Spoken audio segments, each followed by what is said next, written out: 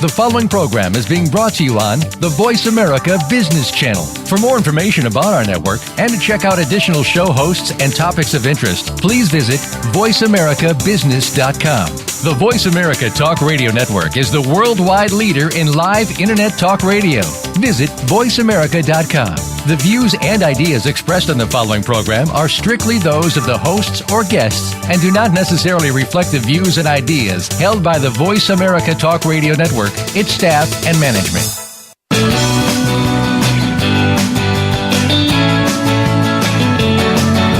In the past few years, we've heard the term free agents and been told we would all need to become one in order to succeed. The recent economic structures have helped to promote this concept as reality. Where do we get the tools to take control of our career path in the present and future? Welcome to The Career Confidant with your host, Marie Zimenoff. Marie and her guest experts are here to provide you with the tools you need to move forward and achieve your career goals. Now, here is Marie Zimenoff. Hello and welcome to the Career Confidant. We're so excited that you've joined us here today. We have been talking a lot about branding and job search in the past few weeks, and I thought we'd maybe take a little break from that and talk a bit about entrepreneurship. And we've talked about entrepreneurship before on this show, and we know it's not for everyone. And yet there are pieces of entrepreneurship or ways that we might be entrepreneurs that can add value to our current career or provide us with some additional income and benefit us in other ways. So we've also talked before about the idea of a side gig, something that we do on the side. It's not necessarily even meant to turn into a full-time job, but perhaps it's something that builds a skill set that we want to build or makes a little bit of extra money, maybe gives us a creative outlet or a way to do something that we don't get to do on a regular basis. So we're going to talk about entrepreneurship in kind of that global sense of all of the different reasons or different ways that someone might be an entrepreneur, whether or not they quit their day job if they're thinking about doing something else. And, you know, this is kind of spurred for me because I saw some posts on LinkedIn, and I always browse through my LinkedIn newsfeed, and I saw someone being very negative about multi-level marketing schemes. And one, I would encourage you to avoid being overly negative about something that, I don't know, kind of benign, I guess, on a public forum like LinkedIn. Not sure it does you any good there, but it can do you some harm based on what we talked about a few weeks ago in terms of companies using big data systems to aggregate your activity and kind of grade your personality based on your activity. And it also caught me because although I've had my run-ins with salespeople who believe that everyone could be a salesperson. In some ways, we all are salespeople. And in other ways, of course, you need a specific skill set or perhaps a specific drive to be able to succeed in certain types of sales, like network marketing, which is what this gentleman was really talking about. And I'll talk about some of my definitions for those things here in a minute. So let's talk a little bit about what we're saying here. When you want to do a side gig or be an entrepreneur, there are a lot of different ways that you can launch into a business. And we talked about these a few years ago now with a gentleman who was a franchise expert. And he talked about all of the different ways that you can go into business. Of course, you can buy a franchise, which is what he helped people do. And you can be an operator of a franchise. You're not creating something from scratch. You're not starting something new. Typically, people who do that aren't necessarily quote unquote innovators, but they are people who are good at operations, management, making repeatable processes more efficient and effective and making good money. And that's a great way to move into business on your own, is buying into some kind of franchise like that. Most of those are fairly expensive. So there's risk and there's reward in that type of opportunity. And if it's the right type of opportunity for you and you have the capital to put down, it can be lucrative. Of course, just like anything, it's going to take work. Then there are the innovators who have an idea, who create a product or perhaps a service, and they build a business based on that idea. Perhaps it gets large, perhaps they create the product and they sell it. Right, they're doing something based off of innovation. There's a lot of risk there. It may be a risk in just that you're never going to have anything, and it may be a risk in terms of there may be some capital that you have to put in. If you're going to make a product, especially, you've got to have prototypes and find somebody to buy and distribute your product, etc. When you're thinking about freelancing, of course, a lot of people start a business as a freelancer, and this is something they can do on the side. This is a lot of people that I work with who are resume writers or career coaches or executive coaches. This is how they start as freelancers most of the time while they're working in other jobs. Its investment is some kind of training, and although you don't necessarily need any training to be a resume writer, executive coach, or career coach, I would highly recommend it because we want to keep the credibility of our field up, and you really do need some training and processes to be able to do those types of things. So whether you've gotten it internally or you're going to get it externally, that's probably going to be your investment there. Lots of freelancers in lots of other types of industries, of course, graphic design, writing in other ways.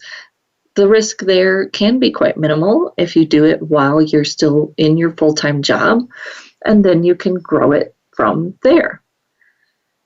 There are businesses that you can go into, and it's similar to buying into a franchise, perhaps, if you become a financial advisor, financial planner.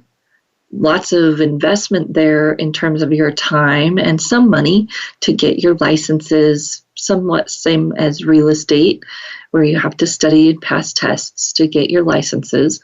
A lot of upside there because, of course, you can have the residual income from something like financial services and selling financial products.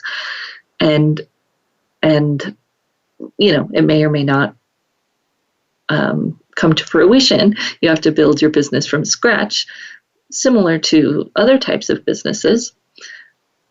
And this is, one of the areas where I've had rubs before. I used to have a financial advisor in one of my groups, networking groups, who said anybody can do this. And I understand what he was saying in terms of, yes, anyone, if they really wanted to try hard enough, could do that. However, not everyone wants to do that type of sales, and that's okay. And if you don't want to do that type of sales, there's a lot of other ways you can have a business. This is where my rub is with the gentleman who was being very harsh about multi-level marketing schemes. First of all, multi-level marketing exists in every single business because every single salesperson has a manager who typically makes money based on how much that salesperson sells. That's how businesses work. Even in an engineering company, right? The engineering company makes money off of the engineer who's doing work because they don't pay that engineer, the full billable hour that they charge. They take some of the money off the top to pay their managers and executives and operating costs. So when someone's getting all harsh on a multi-level marketing scheme, most of the time I just laugh because all businesses are multi-level. That's what they are. Typically, when someone's talking about a multi-level marketing scheme, what they're really talking about is a network marketing company, which means that people are building their business based on networking. Think Mary Kay, right, where you're marketing and getting people to try your product, and then you're also recruiting people to sell for you. This is no different than a company sales manager recruiting salespeople to sell for them. Right, it's really no different, except for that the structure is contract-based instead of employment-based. But a lot of sales jobs are commission only. So there really isn't that much difference. It's all what you want to do and how you would like to start a business. There are a lot of new product-based, network-based marketing companies that are fun and exciting and give you a lot of opportunity to do something that is interesting to you. And they kind of come and go. Sometimes they're trend-based, and there's a huge craze for the scrapbooking businesses, and people were doing network-based businesses around scrapbooking. And if you love to scrapbook, that was a great opportunity for you, right? You could get all the materials, you could have parties. People do it with cookware and Tupperware and adult products. There are all different kinds of product-based network marketing companies. And if you like to or want to do more networking, or you want an opportunity that is more flexible, they can be a good option. I think that's one of the other misconceptions that people have about entrepreneurship in general. And again, sometimes it gets penned to these types of businesses, but really it's with any kind of entrepreneurship, you get to set your own hours. And you get to decide how much you make based on how much effort you put in. And one of the other things that this gentleman was saying about these network marketing companies is that they promote, full-time pay in part-time hours. And he's right, that's not necessarily the truth. However, a lot of people do make pretty good money in flexible hours. They might still work around 40 hours a week, but they get to do it when it works for them. For instance, a lot of moms do this because they can work after the kids go to bed and not have to pay for daycare. And then actually they are making full-time money in part-time hours because they're not having to pay for daycare. And when you subtract that out, it works. Or dads, perhaps, who have stayed at home with their kids. So it's all about figuring out what it is that might be pushing you to do something, quote unquote, entrepreneurial. Is it a skill you want to learn? Is it extra money you want to make? Is it a chance to do something that gets you a group of people around you? Is it a chance to do something that is aligned with a passion, maybe writing or art or whatever that might be? Those are all great opportunities to explore some work that could add to your full-time gig. We're not talking about quitting your day job here. We're just talking about exploring some entrepreneurial opportunities that could add to your portfolio career. And remember, that's one of our big truths in careers today, whether it's serial, meaning one after the other, or consecutive. You're going to have a portfolio of jobs, a portfolio of things that you do, because nothing is forever today in work. And you can build your own sense of security and stop giving a company the hold on your sense of security by doing some of these things, by adding to your skill sets and by extending what you do beyond just your day job. And a lot of people do this in a big way, and we'll talk about some of their stories when we get back and what they're doing that's working and how it's working. And we'll talk through a few different types of businesses that people have taken on, and maybe some of their stories will inspire you that you could step out in a way that works for you and take control of your own sense of security, because we know that no matter how secure we think our job is, if we are employed by another organization, they can decide at any time that they no longer have the money to pay us or need us, or that things are moving. So we're going to take a short break, and when we come back, we're going to talk through some of these entrepreneur stories so that you might get some inspiration on how you could start creating some diversity in your income stream. We'll be right back in just a few minutes.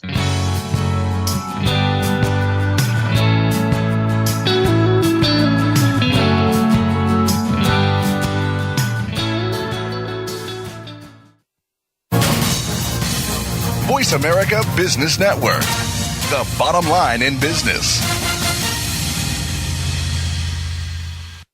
You know that the career landscape has changed and that you need to be proactive about managing your career. You can have the foresight, skills, and confidence you need to take charge of your career and seize opportunities. A strategic advantage and career expert, Marie Zimenoff has helped thousands of leaders like you get focused, get found, and get hired. Visit getcareersmart.com to find out more. That's getcareersmart.com or call 800-521-2080 to schedule your complimentary consultation.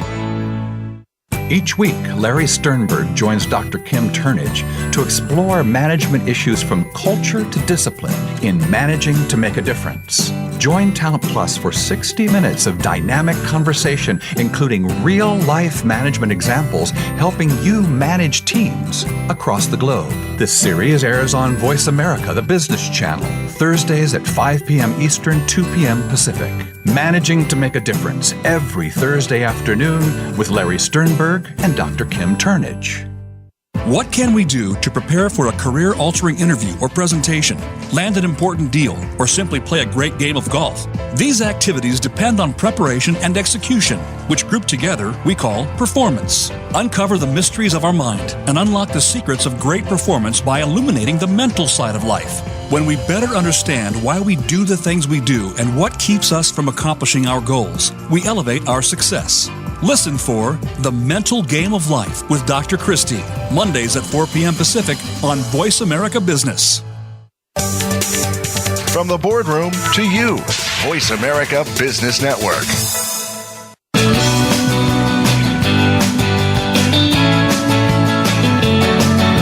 You are tuned in to The Career Confidante with Marie Zimenoff.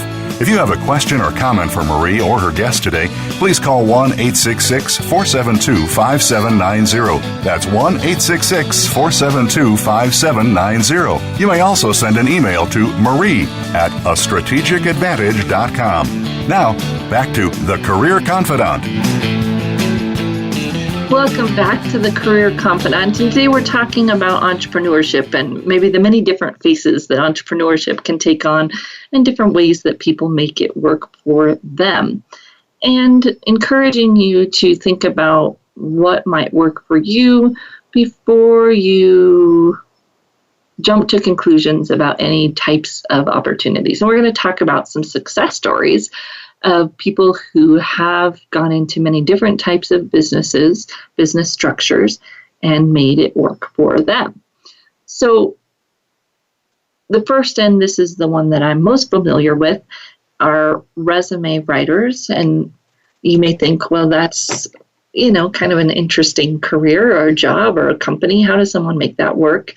Most of the time, these people are writers in some sense before they get into this type of career. They might be human resource people, but usually they like to write, and of course they like to help others.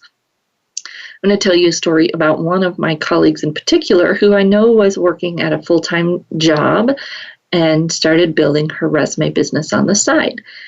And people do this all different types of careers. I actually have a colleague who used to be an attorney who started building the resume business on the side and got out of the practice of law and does this resume writing full time.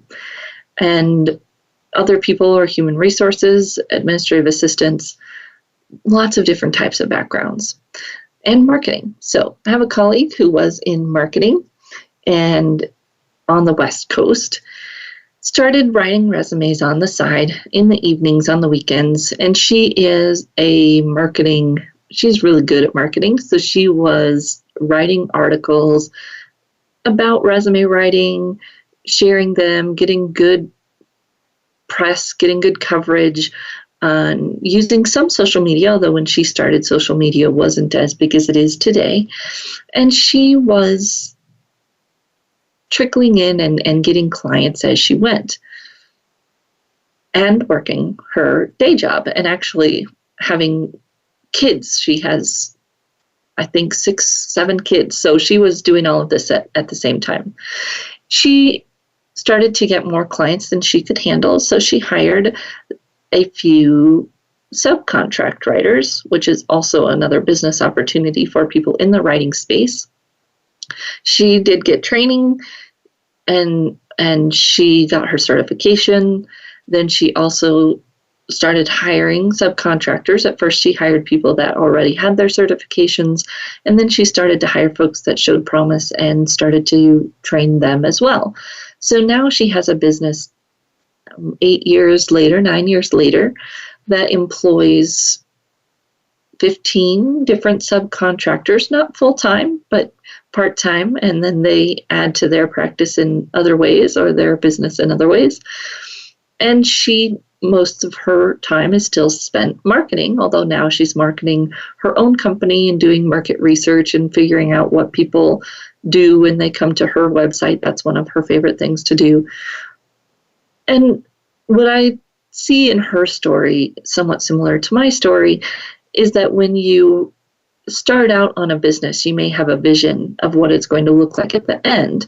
But when you're building it yourself, and especially if you're building it while you're working full time, you may have to do some of the things that you see others doing for you in the future while you're in building mode or as you're getting started. For instance, I don't think she ever saw herself writing resumes full time. She did that at the beginning and then built the business to where she could hire people to do that, and she could do the parts of the business that she really loved. There's always that moment of time in there where you're doing everything and it's a lot of work. And I think no matter what business you go into, it's a lot of work, and that's one of the myths perhaps of entrepreneurship, that at some point it's going to be a lot of work. Once you get the systems set up and maybe you have something going, it can be less work, but there isn't anybody who just starts out right away making money while they sleep, as the old myth goes. That doesn't happen right away, and for most people it doesn't happen really at all. So pick something that you can see yourself either managing in the future. This colleague is definitely a manager type, and that's what she enjoys to do, enjoys doing the marketing and the managing. I have other colleagues who have built businesses, and they're the operators. They're the writers, they're the coaches. They like to actually do the work, and they still do the work and find other ways to build revenue streams through products or classes, and then working with them one-on-one is their highest valued service, and they can do that and make good money because they have a business engine that's sending that type of business to them. Lots of freelancers work in a similar way. If it's art or a different type of writing, they build their clientele, lots of them while they're still working full time, and then gradually grow it as they go. The keys to success in that type of business is knowing why you're different, how you stand out, who your target audience is, because none of us have unlimited marketing budgets when we're doing that type of business. And so we have to be fairly clear on who our target audience is so that we can market in the free or low cost ways that we have available, and especially using social media. All of those methods are so much more fruitful if we have our target audience in mind, and if we know how we're different and how we add specific value to that target audience. Makes it a lot easier to write content, to market, to share to the right places and groups and audiences, and be able to build a following if we have that clarity.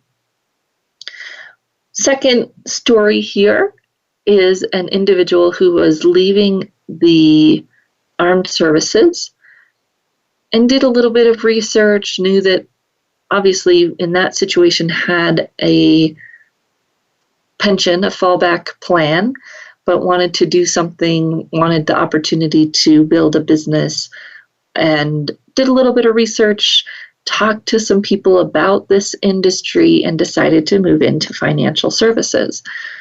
Now, I'd say that this person's personality isn't necessarily that outgoing, extroverted type of personality that I would typically associate with a financial salesperson, and may have been one of the clients that I would be worried for moving into that kind of space. However, this person did their research, talked to folks, knew what the risks were, knew what the skills were that were required, knew what the job was going to look like on a day-to-day basis, and decided to do it. One of the reasons that he has been successful is because he follows the process. So a lot of the network marketing companies and financial sales in this way kind of fit into that same umbrella. A lot of their success in those types of companies really is following the process. So doing the networking that you need to do, asking the questions that they tell you to ask, getting referrals from people, and just network, meet, talk, and follow the scripts in a way, of course, that works for you. And he does that very well. He does it in a non used car salesman kind of way. It works. He's genuine. He wants to help. And he's built a nice business fairly quickly because of his discipline, which isn't surprising, of course, coming from the armed services, able to translate that discipline into executing the process versus what we might think, well, you have to be a certain type of person to make that work. He took his strengths and in both communication and relationship building, as well as in discipline and following the process, and turned that into a very nice business for himself, although it may look different and sound different than how other people promote and build a financial services business. So 2 success stories there. One kind of co-created while working full-time, and one created after quote-unquote retirement, although of course our military members often retire much younger than we think of retirement age. And the retirement piece we're going to be talking about more next week. And we have Dr. Rich Feller coming on next week to talk about what's going on with kind of non-retirement and ageless aging, as he calls it. But I know many colleagues who, after their corporate career, go into some kind of consulting, strategic planning, coaching, whatever it might be. Those people are usually most successful if they build on what was successful during their career. I have a colleague who is a coach, and she mostly coaches first-time managers, supervisors in the food industry because that's where her career was.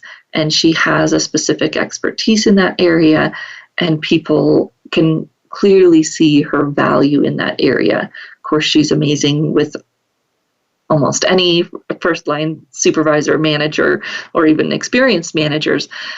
But that's how she's built her practice, is on her specific area of expertise. So if you're thinking about doing something like that in the future, start thinking now about what you're building in terms of your specific area of expertise, and how would that translate into value as a consultant for a company or as a coach. What specific area of expertise would you bring?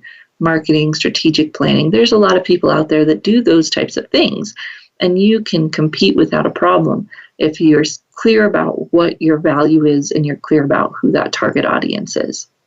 We're going to take a short break and come back and talk about a few other different success stories of people who have gone out on their own. We'll be right back in just a few minutes.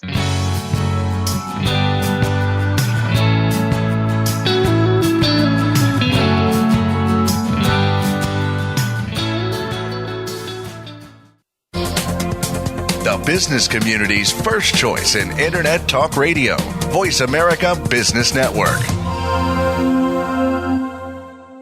You know that the career landscape has changed and that you need to be proactive about managing your career.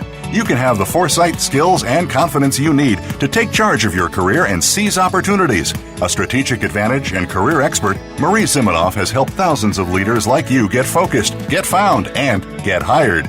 Visit getcareersmart.com to find out more. That's getcareersmart.com or call 800-521-2080 to schedule your complimentary consultation.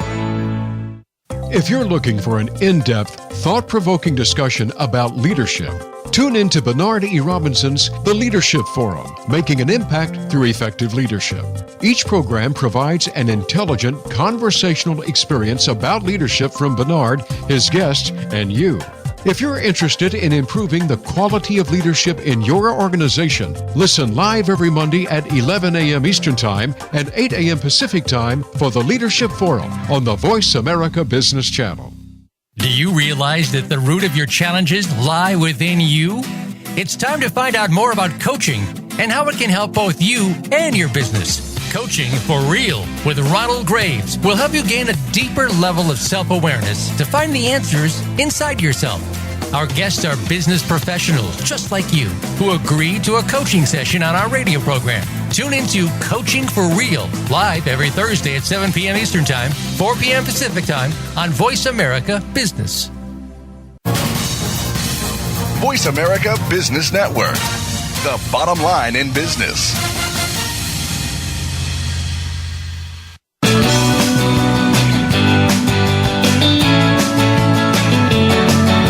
You are tuned in to The Career Confidant with Marie Zimenoff.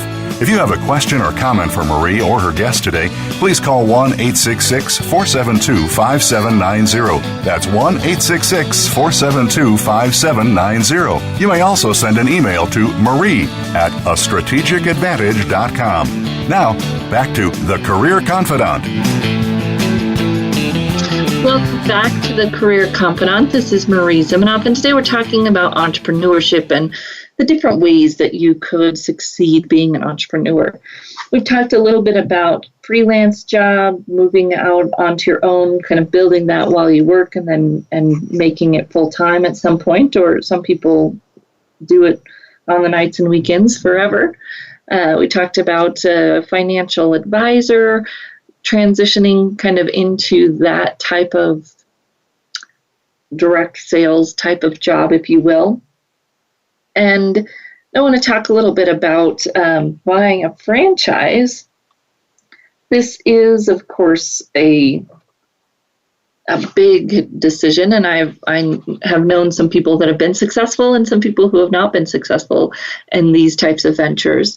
Knew someone who purchased a beverage franchise and did the research, really did everything that you could do, talked to other people who had bought the franchise, and it just, I'm not sure what happened, but it just didn't work out. I know someone who was an architect and bought a sign franchise, and that's gone really well. You can think of the success points there in terms of already having some knowledge of the industry and a Rolodex full of contacts of people that might be building things that would need signs. And that's been a transition that's been very successful. When you look at buying a franchise, of course, you got to think about what type of franchise, what will that look like? Is it a shop that people come into like retail? Is it something that you go out and sell like signs? Is it going to align with your interests, or is it just that you like to manage, do your research, knowing the cash flow, the purchase price? Do you have the investment on hand? lots of factors that go into purchasing a franchise, but it can be well worth it, of course. We were talking about direct sales or network sales companies, and I have lots of colleagues that do this kind of on top of other businesses because it is something that they like to do. So I have a colleague that makes jewelry and does a jewelry direct sales company, and also is involved in another direct sales company. I have people who are involved in weight loss or health product types of direct sales companies that works for them. And then one of my favorite and most recent that I've gotten involved with, and who's been a sponsor and kind of helped out with some of my events, is a consultant with Rodan and Fields, which is a skincare company. And of course, since I do career work and part of your brand is whether or not we like it, it's our face, and we only get one of them, I am passionate about us taking care of our skin and not getting skin cancer and all of those things. So that's been something that I've been learning more about, and learning about the people who are successful in that type of business. And of course, as we talked about earlier, you have Mary Kay. Creative Memories was the scrapbooking one I was talking about earlier. I don't know if that's still around. And direct sales companies do get a bad rap, but they're really not any different than any other type of business that you could go into. You want to understand the investment. Do you have to have inventory on hand? Do you have to purchase a certain amount? Do you have to have parties? Do you want to have parties? Some people do. And thinking about what's going to work for you in that type of business. But it can be a good thing to add on to something else you're already doing because it can be flexible. It's not going to be easy more than any of these other options we're talking about, but it can be flexible. Then, of course, buying an established business, and that is my most recent move, right? A couple of years ago, I bought a career coach and resume writer training business, and you've probably heard me say it, and at the end of the show, sometimes I give that email, Career Thought Leaders and Resume Writing Academy. And that was an established business that was purchased, and somewhat similar to buying a franchise. You have to look into the P&L and the financial statements and understand if it's going to be worth what you're purchasing it for, and are you going to be able to turn it into what you want it to be. And then thinking through, no matter what type of business you're going to do, what role do you want to play? Are you going to be the operator, the manager? What's your role going to be, and how is the business going to be structured? And you think about it on your daily drive, your daily life. You bump into all of these types of businesses on a regular basis. You go to the dry cleaner, that's usually someone who's purchased a franchise. Sometimes it's someone who's built it from the ground up, but usually it's a franchise. If you work with a financial planner or insurance person, they may have kind of bought into that franchise of Northwest Mutual or whatever it is, Morgan Stanley, or sometimes they're an employee of a company like that. It depends on how the company has it structured. If you get your taxes done, that may be an independent business owner who started it from scratch. It may be someone who bought into a franchise. All of these people that you talk with on a daily basis at some point took the plunge to do something different. I know of people who make big changes, from being an engineer to opening a restaurant, and people who make smaller changes, like I was talking about the person that went from architecture to science. It's at least somewhat related. It's all about what skills you want to use and what you want to do when you make that transition. And how are you going to make it fit within your life as you're getting it together, as you're making the transition? And what are you doing now to help build your own career stability? Because working at a company is not stable, no matter what it is. I was talking to a teacher the other day who said, well, I'm not necessarily wanting to move into administration, so I'm not working on my career. And I said, well, not everybody wants to move into leadership. However, you go and you do classes, you build your skill set, you have something you could talk about if you got laid off. And even as a teacher, a job that we may consider more stable, you always have the opportunity to be laid off. And what would you do? What would that fallback plan look like? What are you building so that you would have something going?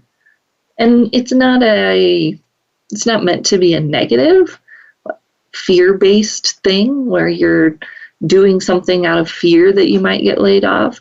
It's doing something to keep yourself going, keep yourself growing, because we know that if we aren't doing those things, we're falling behind. There is no status quo. And how we stay consistent in growing ourselves, growing our skills, doing something that stretches us doesn't necessarily have to be completely external from our current job. Taking those opportunities to continue to grow is how we stay status quo even. And a lot of the people around you probably are doing these things. They're doing something to keep their axe sharp, if you will. Taking classes, doing an additional side hustle, doing something to expand their reach, expand their skills, expand their lives on a regular basis.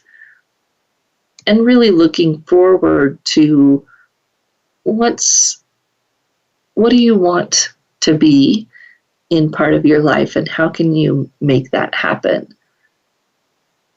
And not getting stagnant and not letting things happen to you, but doing what you can to pave your own way, to make your own path, which is, of course, my area of passion, and that's part of why we do this show. If you are going to go into some type of business, the other options that you may have, and I don't necessarily have good examples of these, is joining a company with someone that's offering an equity position. So I know someone who did join a cleaning company when they were young and had the opportunity to purchase that company and grow it. Those are a little harder to come by, perhaps. Or maybe you're part of a family business and you think you're going to succeed and become the manager, leader of that family business. That can work as well. But no matter what you're going to do, and even if it's part of a side hustle and it's not necessarily, you're not going to quit your day job, there are a few things that you want to think about. You want to think about finances, legal, planning, building the skills that you lack. So all of us, I don't like when people say, well, are you meant to be an entrepreneur or not? No one's meant to be an entrepreneur or not. It's what skills do you have, and then where are your gaps and how are you going to fill them? And how are you going to proceed in the business? How are you going to make it happen? So we're going to take a short break, and when we come back, we're going to talk about some of those key points to think through when you're talking finances, legal, and other people that you will want to have on your team, whether you're starting a side hustle or thinking about leaving your day job. We'll be right back in just a few minutes.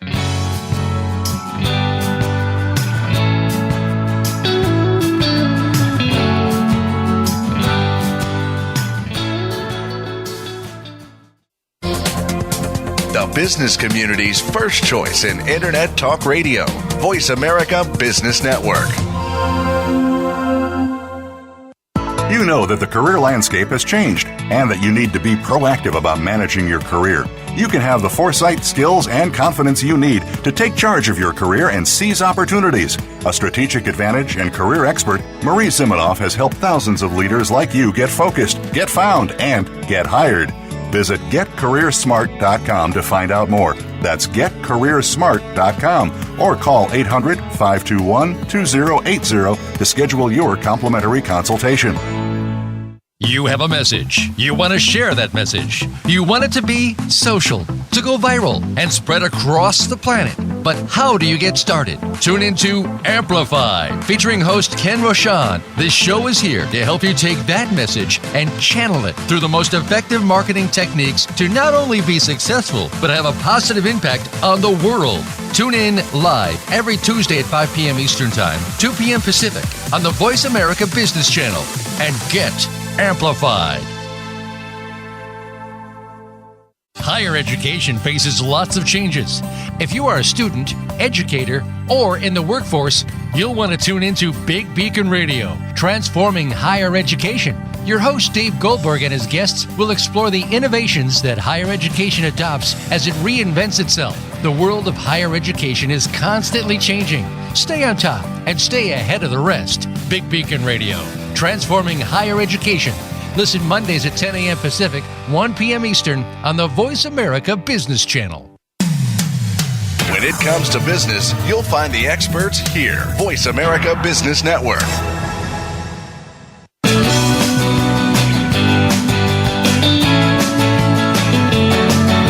You are tuned in to The Career Confidant with Marie Zimenoff. If you have a question or comment for Marie or her guest today, please call 1-866-472-5790. That's 1-866-472-5790. You may also send an email to marie@astrategicadvantage.com. Now, back to The Career Confidant. Welcome back to the Career Confidant. Today we've been talking about entrepreneurship and how to move out on your own or start a side hustle that might help you fill a gap, whatever that might be in your life. Money, passion, fun, networking, whatever it might be, there's an opportunity that you could do to fill it, or planning for the future if you might want to do something more entrepreneurial in your future. So we've talked a little bit about, selecting what works, thinking about your skills and your competencies. You might choose something based on a passion. You might choose something based on a market opportunity. What is it that's going to drive your entrepreneurial pursuits? A lot of that might depend on why you're moving into entrepreneurship. If you're looking for money, doing something that is based on a market opportunity may be a smart choice. If you are going into any type of business, think about your team. And I would encourage you to build this team early on. Working with an accountant, CPA, financial advisor, maybe a few people in that area, bookkeeper, maybe not to start, but sooner rather than later. Working with an accountant who understands entrepreneurship, small business, is one of probably the ways I've lucked out in my entrepreneurial journey, was getting connected to a CPA who has started several businesses, sold businesses, done things that many CPAs have not, actually operated a non-accounting firm business, several of them. So who's going to be your financial person? Who's going to help you make those decisions and navigate investment in your business, saving for your retirement, getting the most out of your money on a day-to-day and year-to-year basis? An attorney. When I first started, I met with a business attorney who's just getting started to help me figure out my business licensing. I have I used to have 4 businesses, now I'm down to 3. And so making sure that they were all filed correctly with the state, and that I had the names, trade names, and all of those things figured out. Some people might also need a patent attorney or someone who helps with copyright issues, other intellectual property issues. What legal needs might you have? I would start with a business attorney, and of course you can file all the forms to create a business by yourself. But if you find someone and create a relationship from the beginning, it can be easier when things get more challenging down the line, and you need to bring someone in to help with those types of issues. A business mentor or coach, so someone that you can talk to who has also been through similar issues or coached people who are going through similar issues. A coach is worth their money if they are a good coach. So do your due diligence up front to ask questions to figure out how that person works and if it's going to be a good fit for you. What are the goals that you would want to get out of coaching? That's probably the most important thing before you talk to someone and ask questions, is that you know what you're looking for so that they can help you navigate whether or not it's going to be a good fit, and so that you can get the most out of a coaching relationship. But having someone, whether it's informal or formal, who can be your sounding board is going to be important, because you don't always want to be doing that with your friends and family who are a part of your team, and you want to be good in your communications with them, but you don't want them to be your coach. Colleagues.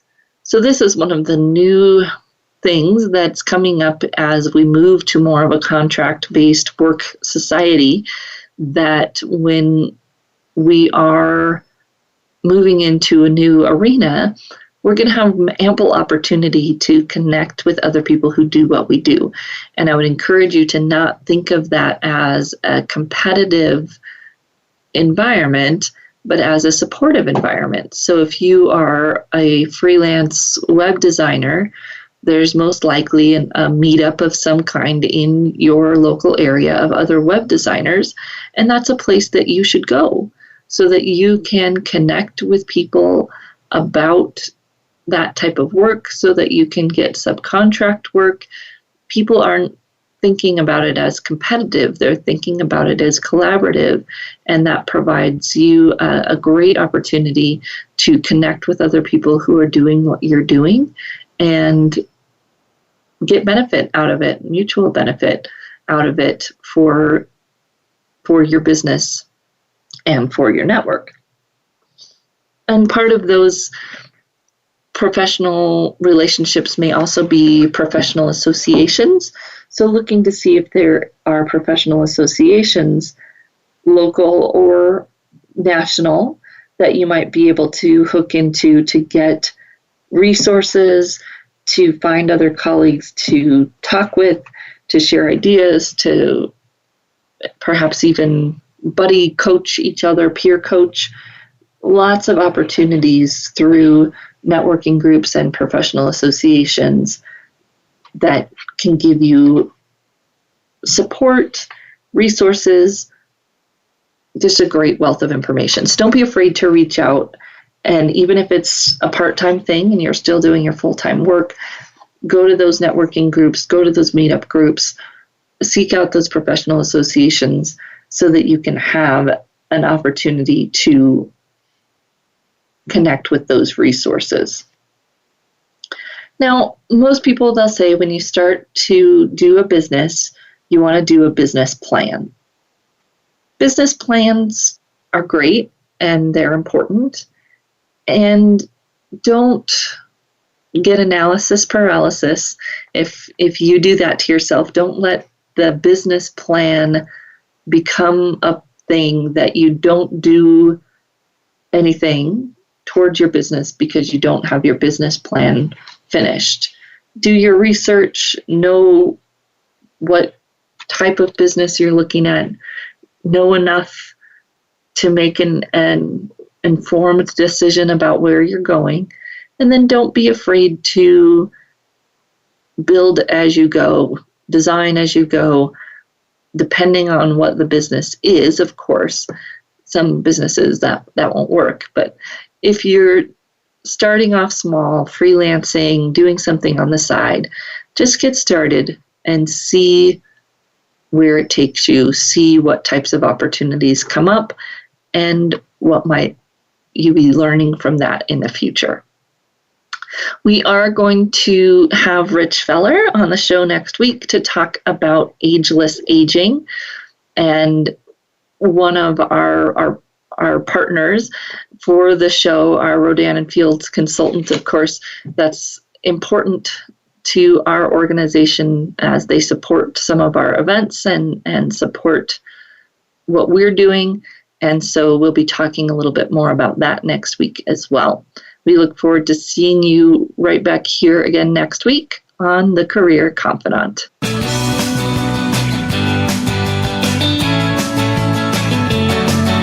Thank you for listening to The Career Confidant. Marie Zimenoff will return again with another terrific guest next Monday at 6 p.m. Eastern Time, 3 p.m. Pacific on the Voice America Business Channel. Be sure to join us then.